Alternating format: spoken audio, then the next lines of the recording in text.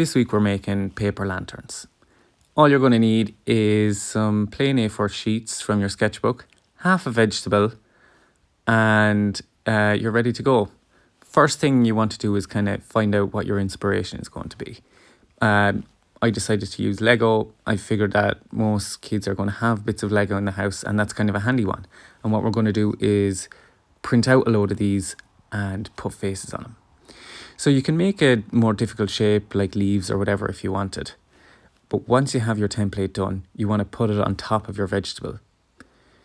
Then get yourself a blunt knife. Now this looks sharp, but it's actually very blunt. But or use whatever you want. You can use a pencil if they need or whatever. Then just trace all around that template. And what you're going to be left with is like an indent on top of the vegetable. So you can kind of faintly see it there. Once you have that done, you're going to want to start cutting around it, giving yourself about maybe 1 or 2 centimeters depth all around it. So you can see here that the main template is actually sticking up. When you want to go and paint it, put it onto a plate or whatever you're going to use and spread it out thinly.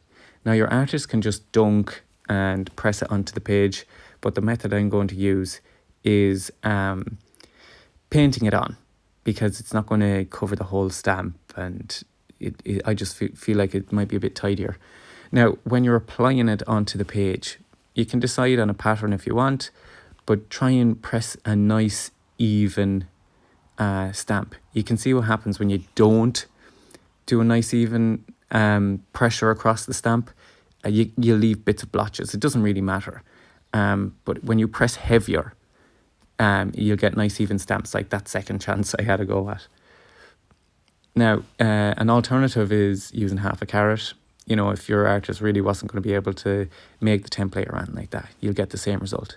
Now, once your paint has dried completely, now make sure it's completely dried, you want to get your markers and just start drawing on your faces. So I went with 4 different types of faces and made a repeat pattern out of it. So you can add as much detail or as little detail as you want. Now, it might become quite laboursome for a younger artist. So maybe what you might want to do is really spread it out or use a bigger template or a bigger vegetable.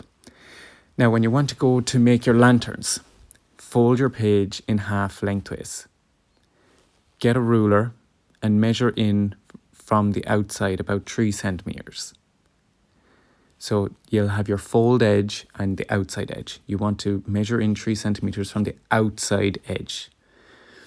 Then start to cut strips all the way up from the fold side out.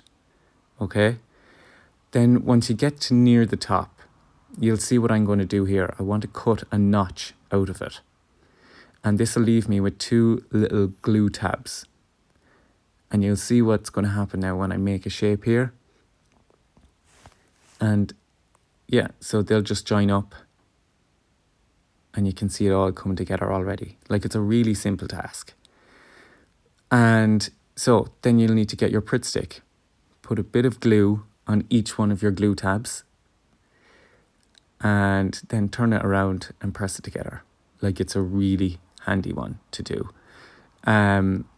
Now, you can always add a handle to it using a strip of paper and stapling it, gluing it to one end, or a piece of string.